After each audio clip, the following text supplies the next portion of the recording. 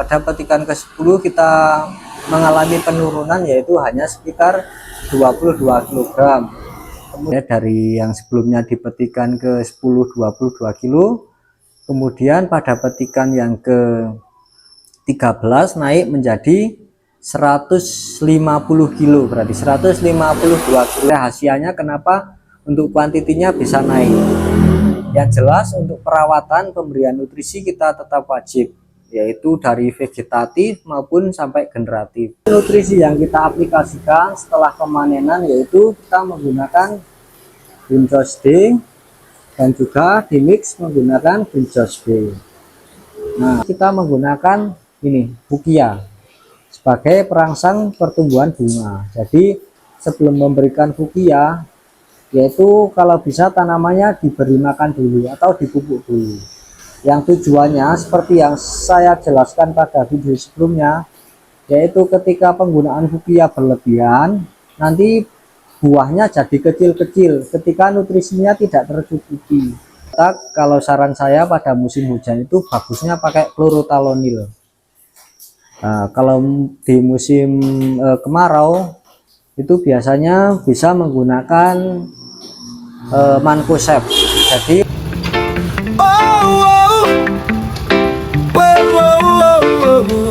malam pagi matahari tersenyum, buka gawai cek cuaca langsung, tanah subur siap ku sentuh dengan cangkul dan drone yang meluncur.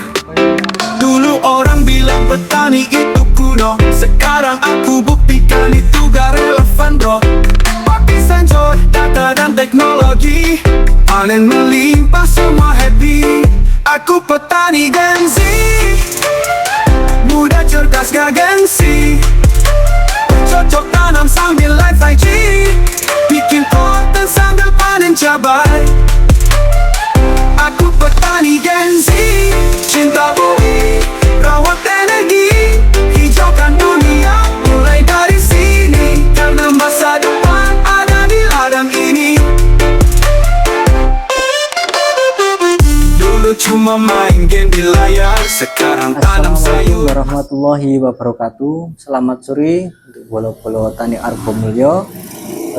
Pada video kali ini kita akan update terkait pemetikan cabai dari Argomulyo TV, yaitu petikan ke-13. Jadi pada petikan yang ke-12 kemarin kita dapat di 50 kilo, dan pada petikan ke-10 kita mengalami penurunan, yaitu hanya sekitar 22 kg. Kemudian di petikan 11 naik menjadi 35 kg, dan pada petikan yang ke-12 kemarin naik lagi menjadi 50 kg. Pada petikan yang ke-13 ini kita melakukan pemetikannya selama 2 kali. Jadi pada petikan pertama kemarin, sesi pertama, karena pada proses pemetikannya tidak selesai, untuk kuantiti yang didapatkan yaitu 76 kg. Kemudian dilanjutkan hari selanjutnya, untuk hari ini dapat di 77 kg. Ini alhamdulillah.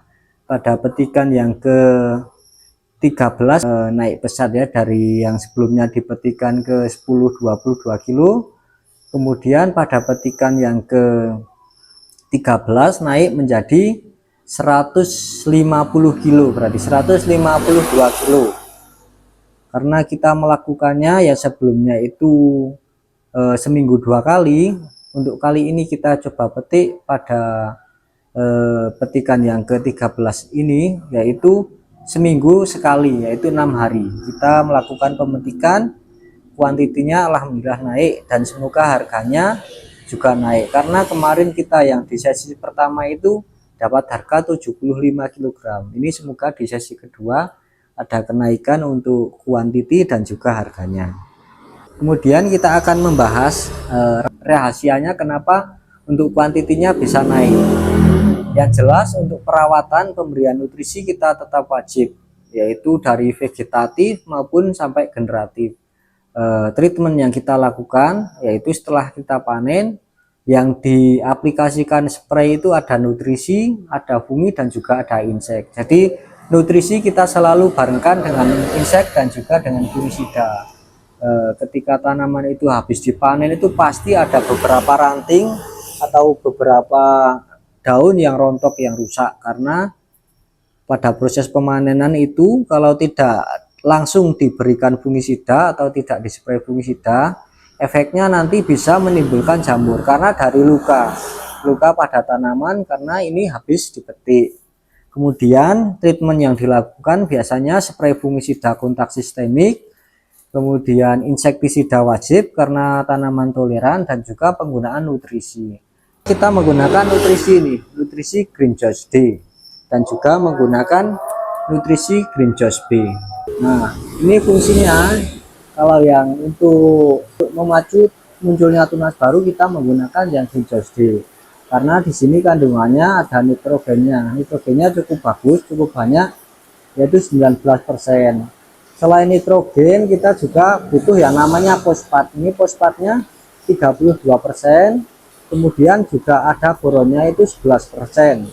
Dan untuk musim penghujan sangat cocok karena di sini ada sulfur. Nah, sulfur ini fungsinya selain untuk penyubur juga bisa untuk pencegah jamur, bisa juga menjadi fungisida, dan juga bisa menjadi nutrisi. Ini penggunaannya saya kalau pakai tangki 16 liter itu menggunakan 2 sendok makan. Terus kita tambah lagi dengan Green Joss B, yaitu 2 sendok makan juga. Kemudian untuk kuantitinya kemarin itu dipetikan 10 turun drastis, karena yang pertama untuk pemberian nutrisinya telat, kemudian calon bunganya itu udah berkurang. Jadi setelah pemetikan ke-10 itu kita melakukan pemupukan. Pupuk yang kita dimasukkan sudah saya spill pada video sebelumnya, yaitu ada nitrogen, fosfat, dan kalium. Nitrogen kita menggunakan set A dengan kandungan nitrogen 21% dan juga sulfurnya 24%. Kemudian kita kombinasikan dengan SP36 dengan kandungan fosfat 36% dan menggunakan KCl atau menggunakan kalium, yaitu kandungannya 60%. Kita mix dengan perbandingan 1:1. Untuk kebutuhan per pohonnya yaitu sekitar 2 sendok makan atau sekitar 30 gram untuk per pohonnya, karena untuk sistem tanaman double, jadi untuk kebutuhan nutrisinya juga double. Kemudian setelah kita melakukan pemupukan, selanjutnya kita menggunakan ini Bukia sebagai perangsang pertumbuhan bunga. Jadi pada petikan 10 kita setelah melakukan pemupukan, kita spray menggunakan Bukia dan juga menggunakan Green Joss B. Ini Green Joss B dan Green Joss D itu wajib diberikan, karena ketika tanaman itu tidak trubus, nanti untuk hasilnya juga kurang bagus. Untuk hasilnya atau untuk produksinya nanti berkurang. Jadi yang perlu diingat ya teman-teman, sebelum memberikan Bukia, yaitu kalau bisa tanamannya diberi makan dulu atau dipupuk dulu. Yang tujuannya seperti yang saya jelaskan pada video sebelumnya, yaitu ketika penggunaan Bukia berlebihan, nanti buahnya jadi kecil-kecil ketika nutrisinya tidak tercukupi. Ini penggunaan Bukia hanya 2 kali dalam satu musim. Yang pertama di umur 70 HST kita melakukan spray Bukia dengan dosis 8 ml per tangki atau setengah dosis. Kemudian kemarin pada umur 130 kita melakukan spray lagi Bukia. Ini efeknya pada petikan yang ke-13 ini udah kelihatan, calon bunganya banyak. Kemudian untuk calon buahnya yang kemarin sudah ada digandengi dengan Green Joss B, akhirnya buahnya juga besar-besar.